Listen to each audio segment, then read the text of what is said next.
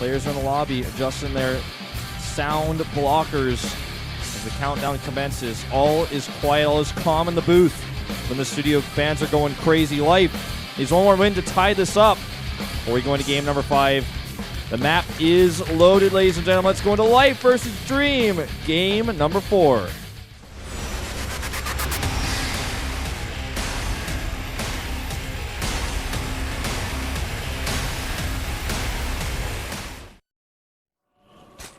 That looked cool. That was sick. To the bottom right, we do have the player winning last game pretty convincingly. It is KT Life. Like you said, no smiles until he gets another win. 3 wins, man. He needs to kill this nerd if he wants to smile again. Up to the top right in blue. Dream, the Mannermuller. He did it once. He only did it once. He's forever marked the Mannermuller. He is the Mannermuller. Bad. I was like, wasn't that Bomber? Didn't he do that a lot? I'm like, no. It's Dream. Yeah, man. There was some. He did it once in a semifinals. He is now the Mannermuller. No one does that anymore. And I think we will see a CC first from Dream. I'd be very surprised if we see otherwise. It is the map to do it. Yeah, it's the freebie base. Backdoor. Backdoor base, that is, yeah. Pretty much unkillable with it.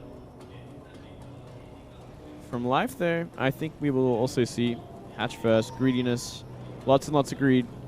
And look at that Overlord scouting. He's going to see everything. The moment that CC goes down, he's going to see it, and Life's going to go for a very fast third hatchery. Yep. It's going to be just pretty straight up, like, are you a magician or are you just a Grandmaster Zerg on Korea? Like, it's just happening exactly like you said, man. Where's your crystal ball? Where are you keeping it? Boom, bada bing. He knows it. He sees it. Is he actually going to get a pool before hatchery is the next question I want to know. Is he going to get double hatch before pool? I'd love to see it. We've seen him do it before. Well, you know, we've already seen Dream be so good at following up a CC first and aggressive play. Oh, it is. It's going to be double hatch before pool. And he did this against someone on Catalina. Just recently. Maybe 1 or 2 weeks ago. And he crushed him with it. Was it Cure? It might have been, actually. I think it might have been Cure. All I remember was that evil smile that Life had when he did it. Yeah, I remember this too. I might have even been commentating with you. I can't remember. Yeah, you might have been. But, okay. Well, like you said, everything just coming down step by step here. Bit of a slower roll up into this sort of early game here since it's pure macro. That's kind of how Nimbus goes to start things off because of the freebie base. Exactly. It's that pocket base that's going to give you so much time and protection. You don't really have to worry about too much on this map. What do you think about this map in general? Are you what are you feeling about it? I mean, do you think it's a good map? Do you want it removed? I mean, for next season, for example. I don't like where the 4th base is. Would be my biggest concern as a Zerg player. If I was purely looking at a Zerg. And I mean, it does favor Terran maybe a little too much as well, even against Protoss. Because of just the dropping potential, the airspace around that pocket natural is so large. I'm kind of happy that it's phasing out a bit, I guess. I think this is maybe the last tournament that has it. Yeah. But, yeah, it's good for what it was. It made some interesting games, but I think it's lived its life at this I actually point. forgot it was in the pool because in the early rounds of this tournament, it was banned in almost every single series. Yeah, we're only seeing it because best of 7s and best of 5s at this point. You know how I feel. I hate 4-player maps. So. You? Yeah. I didn't know that. I hate 4-player maps. I just think it leaves too much randomness. I'm okay with 3-player maps, so 4-player maps is just too much randomness. Well, I mean, fixed position 4-player maps. Fixed position 4-player maps are totally fine because it's basically like a 2-player map with 2 different starting locations that are equally balanced. So I'm totally okay with maps like that. It's like fun. Foxtrot, for example. Yeah, it's a lot more fun, I think. Bigger maps, bigger games, bigger potential, more space so the players can macro and go into those big mechanical games, which is I like to see a lot, especially in this matchup. It's just I hated Frost so much because of the randomness of scouting. Like, if you got unlucky, you could get either really ahead if you got a good scout or really behind because you scouted late and got unlucky. Well, that was just a horrible map in general, I think. That's true. I didn't like that map. Well, we do see the 3rd CC come up here, and Life does scout it. And he's also going to be in a pretty good position to scout the Banshee follow-up. In fact, he's already seen it. So he knows everything that's up. He knows it's the exact same kind of build from Dream. He's like, okay, we're dealing with this again. Life did go for a bit more of a greedier build, which did cost him the first 2 games, but this was like a super, super greedy build. So let's see if he can change it up and actually defend enough and get to those meters where he can do a lot of work. Yeah. He needs I think just a lot of queen production is really going to seal the deal for him. He's got to be careful of these Hellion run-bys as well, because this is the time that is the danger time where we saw him lose 16 drones, and I think it was game 2. Cloak on the way. Queens all stacked together at that third base. Hellion sneaking around the left side. Nah, he's too close. He's too ready. The creep spread's good. And he's looking for it. He's looking for it, but there's Lings at the top of the ramp, too. I think it'd be like a meat grinder death trap if we try to run up right now. Yeah, unless he got like a good shot off and the Lings just ran through. That'd be one possibility, but it's such a risk. It's too risky. He's going to just kind of step back. First Banshee's ready. A few more Hellions are being rallied across now as well. Armory's almost done. And we all know what happens next with that. Yep. And where is that Baneling Nest is the next question. We don't see it just yet, which makes me a little bit nervous. That is somewhat alarming. I mean, he can't get away with it. He's going to put it down now in the pocket natural, but it's one thing to kind of be afraid of. But he does have a lot of queens, which is going to help out. They were in such a good position to defend that Banshee. He's also got the Spore ready to help as well, so the Banshee has to go a long way around to actually attack another mineral line. So basically, it just can't. Looks like he's going to try to do the and we're seeing Banshee mech. twins. We're seeing mech, by the way. Look at that. Yeah, I just realized there's 2 factories in the production tab, so we are going to see mech. And Life, he's got to identify this pretty quickly, because that's one danger Zerg has if they get the sort of the tech choice wrong of the Terran, and he goes for like the anti-bio sort of build, and he runs into mech. It's like, well, I'm just so far behind in upgrades, economy, and composition. Yeah. +1's on the way already for those mech units as well. Look how many Lings we see. Life actually wants to kill right now. Look how many Lings that is. That's almost 60 Lings, 58. I mean, there's going to be Hellbats, which is the problem. Each one of these Hellions can turn into a Hellbat at any time. So Life's going to have to really find the connection with these Banelings and find the surrounds with these Zerglings. It's actually just going to try to walk in here. Those Lings at the top of the ramp are going to buy some more time for these Queens to do damage, as well as that Spine Crawler. It's buying him a lot of time, actually. Oh, can this actually happen? There's only 3 Hellions at the top of the ramp. 4. Yeah. And actually, well, I don't know about this.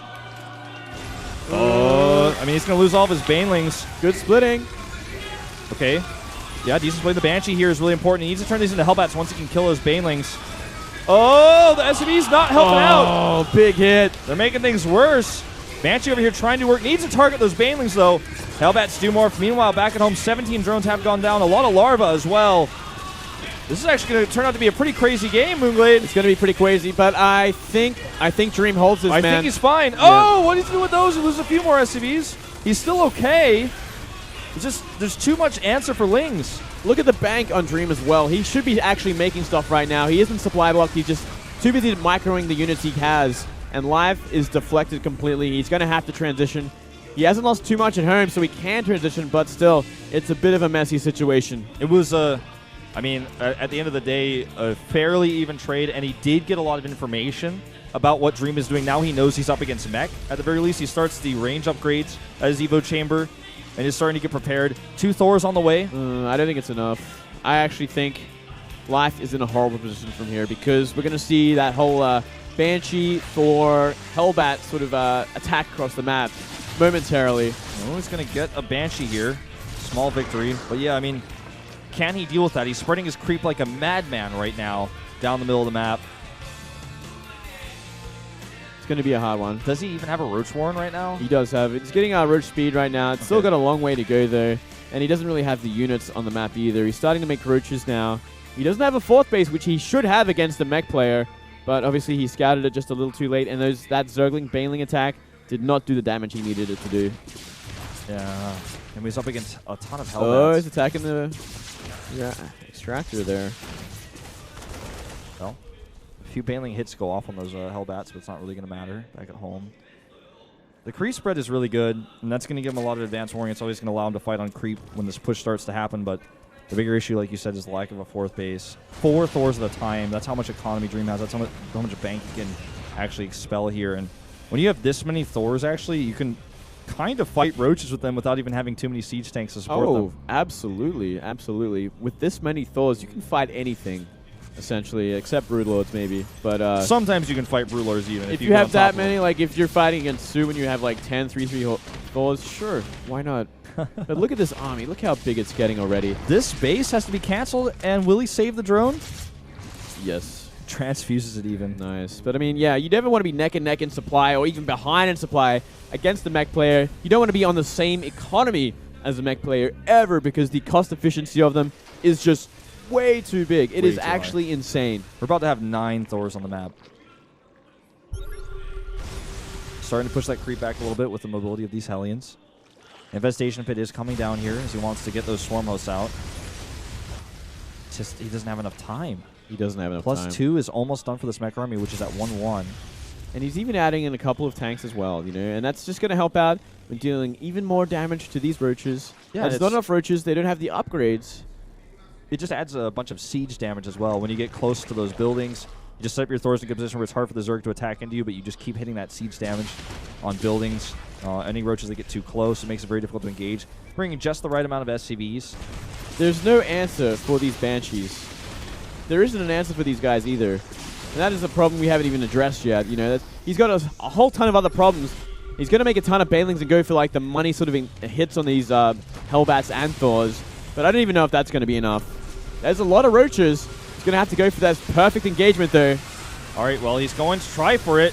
I mean, he has a good arc with his roaches here.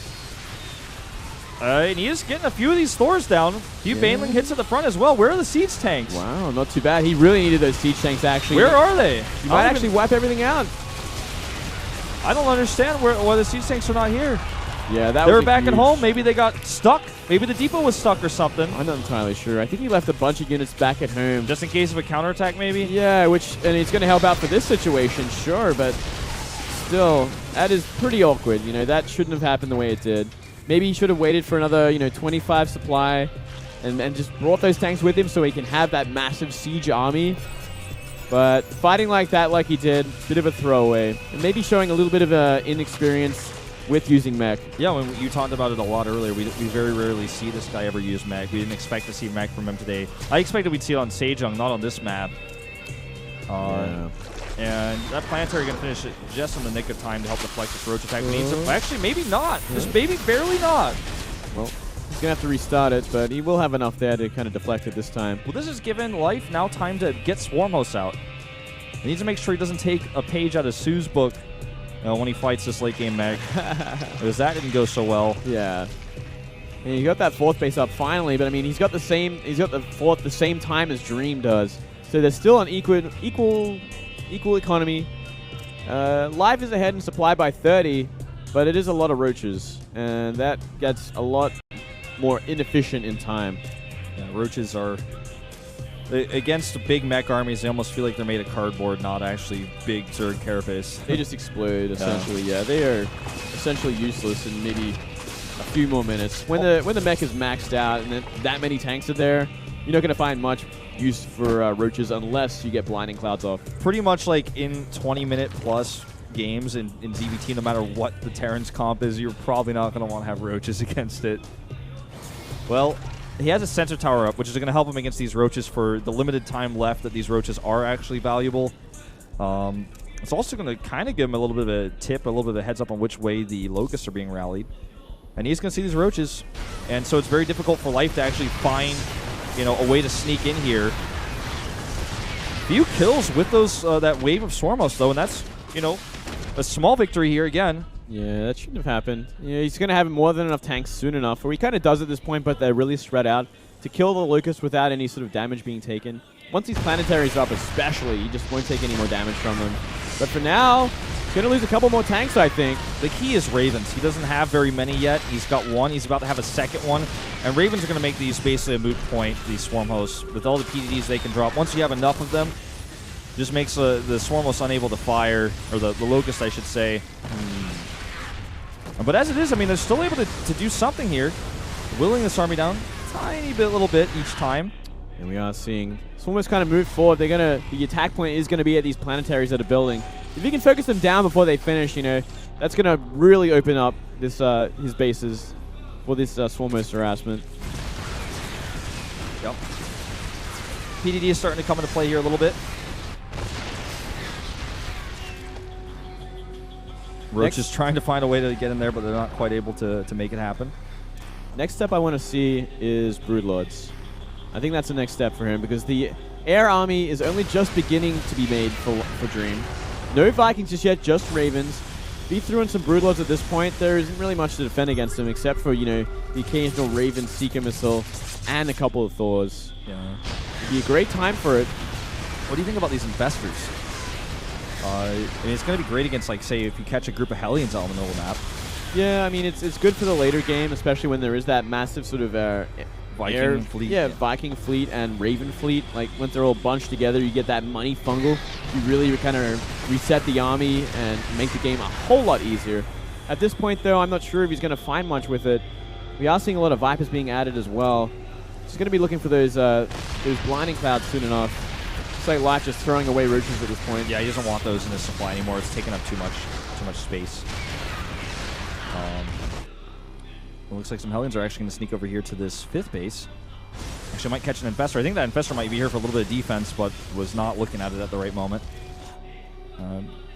Burrow not done yet, so he can't burrow those drones. These Queens are actually blocking Hellions out, but they're also blocking some drones there for just a second.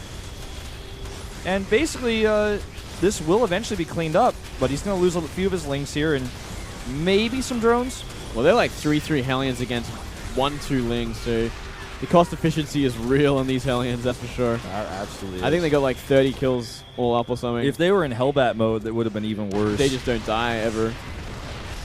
And there's simply too much here for the Locust to ever find anything. Life kind of just throwing things away, watching him, making sure he knows where the tanks are at the very least. And we do see that Fusion Core about halfway done. And we have been seeing basically late game mech has, you know, Terrans have figured out how to consistently use battle cruisers in this matchup now. It's a real thing. Like, it's finally happened, PC fans. It's definitely a thing. I don't know about that. Nice fungal. He's going to have to start setting up these tanks. And they're not ready yet. Okay, they do finally siege up here. These Infestors are going to eat some serious siege tank fire, though, if they stick around. Oh, just simply too many siege tanks. He's throwing in some Infested Terrans, but, you know, Infested Terrans are just not what they were in Wings of Liberty. You know what? He got a decent amount of kills there with the Blinding Cloud, though. That went a lot better for him than I thought it was going to go. Yeah, I thought it was... I thought the Blinding Cloud would have been a little bit better, but it didn't get the back tanks. So Life still took a lot of damage for it. I lost some of those expensive Infestors. But, you know, almost like 25 army supply got wiped there for Dream. A lot of Lings. And there's a Blinding Cloud again, and a ton of Infested Terrans. He's rethinking this matchup for this versus Mech-Man with Infested Terrans. Oh, man, he's trying. I mean, 0-0 Infested Terrans, man. Like, they don't get upgrades anymore. They don't. So they bounce. Their attacks are bouncing off the armor of these 4 armored Thor and siege tanks. You know what? They're doing like 1 damage a hit. 1 damage to a Thor. You're going to shoot him 400 times. He's actually like getting so far pushed back with these Banshees now he has to unburrow his Swarm host. And the CCs are starting to move across the map, taking over the map. It's interesting that Life is adding all these Lings into this mech versus mech Zerg army. It's quite unique. It is. It's pretty interesting. He's not really found much traction with it. If we saw more Hellbats being added to the mix, I think they would be even less effective. Yeah, maybe he's trying to abuse the fact that there's not that many Hellbats in this army. Yeah, I like the idea of Ultras being added, especially if the Blinding Clouds get down, like really good Blinding Clouds, so there's not many attacking at all. And we are seeing a couple of Ultras added now. It's going to help out a little bit. Both sides getting maxed out at this point. Yeah, they're both pretty much maxed here. We have a worker count of 59 only for Dream, and that may even decrease down to like 45 at some point. It can go down to probably like 16 at this point, you know? Like, there's not really much need for them when you got this many orbitals. Yeah. He's actually going to try to take this base. I don't think it's quite time yet. I don't know. He's slowly pushing up, but this is... Well, Life might be gearing up for something else here. We are going to see the Blinding Clouds come in, but that is some pretty spread tanks. Blinding Clouds go down, actually, on this entire army. A ton of Infested Terrans coming in here as well, and he gets good fungals on those Vikings, and Infested Terrans with the Locust together are going to push this back. I feel like this is a bit too overzealous by Dream to come up here. Yeah, absolutely. Just a little too far. Sieging up on creep, essentially, and now getting caught out for it. Now the Locusts are actually getting on top of tanks because there's not enough tanks anymore. I think Life may have found his way in. Up 50 supply at this point. He's got to be dealing with the other bases. He's trying to starve out Dream, and Dream is actually running out of bases as well. He's got only essentially 1.5 mining bases now. Yeah. And he's trading units still with Locusts. I think trying to take this base just... I don't understand it, to be honest. I don't understand it, because he has a base to the left of the map that is not being attacked or contested or pressured, that has no SCVs mining at it. He could just send SCVs over there and let this position go. I understand his concern if Life controls the high ground here, then his Locust can push from further, but to try to force the issue over the orbital that can't even land. Okay, this base can't land. That makes a lot more sense. Yeah, it can't land currently, but here we go again. Locust from one way, Ultras from the other. This is just too much Zerg here, I think. And look at those blinding clouds, nullifying most of the siege tanks here. Oh man, he's taking so much damage. Thors are getting wrecked. Blinding Cloud disappears, but still, it's not going to be enough. Well, actually, it might be enough now that he's retreated and regathered. Ultras start going down. Yeah, there's no detection here, actually, looks like, so those Banshees are doing a lot. Plus, the Banshees do also have +3 armor. Makes the Infested Terrans have a little bit of a hard time finishing them off. Oh, man. The Manor Hatch, though. I love it. Finally, Life's going to get some revenge. Yeah, he simply ran out of steam at this point. The tank count got reset too far. Swarmos are actually going to be doing damage now. Well, he just lost too much. The momentum swung heavily into Life's favor. He can pretty much do whatever he wants at this point, except like just crashing into this army and losing all of his own, but I don't think he'll do that. No, I don't think so. He's got a comp that allows him to just continue to siege up. Finally, Dream does something with this Orbital that's been on the left side of this map this entire time, but as soon as it moves it, it's seen, so Lings are going to go over there and counter it. You can actually see that on the minimap right now. Those Lings are going over there to kill that base. Yeah. And that's exactly what they're going to do. Well, they're going to force it to lift. Scan's going down here. Trying to identify where those Ultralists are. That is so many Infestors, by the way. That is 21 Infestors. That is so funny. Well, there's another huge wave of Locusts. You can barely deal with that. The Infestors are just going to drop a ton of Infested Terrans again. Drop fungals all over everything. The tanks are pretty spread out there this time, you know. Blinding Cloud isn't going to be as effective as he hoped to, but I don't think there's actually enough tanks anyway. Yeah, I think that's the bigger issue here. Fungals on everything, as well as Blinding Cloud on almost the entire Siege Tank army. And it looks like the Zerg is losing a lot, but he's really not, because this is just Infested Terrans, which are free units, along with the Locusts, which are free units. And this is starting to look like it might be, in just a moment, a free game. Yeah, free game. Life ties it up, and the crowd chants his name. He's still not happy. Two more games. Still not happy, but the crowd is cheering for him. They are chanting his name. And what a crazy way to deal with mech. Very different than what we normally see, at least in 2015. Yeah, that's a lot of... That was a fun sort of game to see. Using a good use of Infested Terrans, and man, he had 21 Infestors by the end there.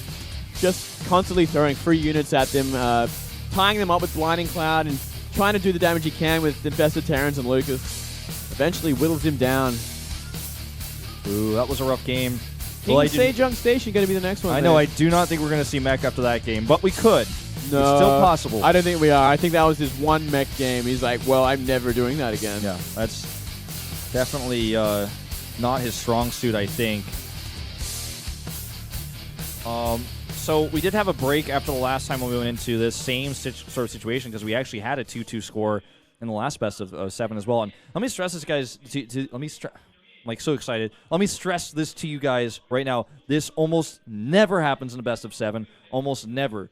Like, out of, I think, in a best of 7 in the GSLs, I think out of, like, 19 GSL finals maybe we've had now, it's like only twice or 3 times the player who won the first game end up losing the best of 7. That's like one thing to keep in mind. Right. And you almost never have 2-2 scores. It usually swings way into the player who took the first game's favor very early on, because it's a long series. There's a lot of momentum that goes into this, and a lot of planning that goes in. And it's super high stakes, very stressful. So to see both of these series go 2-2 right away is a pretty rare and beautiful thing. Well, I'm not too surprised either, looking at these players. Like, we've got there's like 4 of the best players in the world right now, and they're just going head-to-head and showing these fantastic games. It's so back and forth. I mean, I think it's only going to get better. I think this one could go to the distance, actually. I think this one could go to Game 7. It absolutely could, man. We're definitely going towards that right now. And we did see Dream get kind of demolished there 2 games in a row, but with one game just not going his way, the second game using a style he's not as familiar with. And we are going to take a very short 3-minute break, guys, before we go into game number 5 on King Sejong Station. We'll see you then.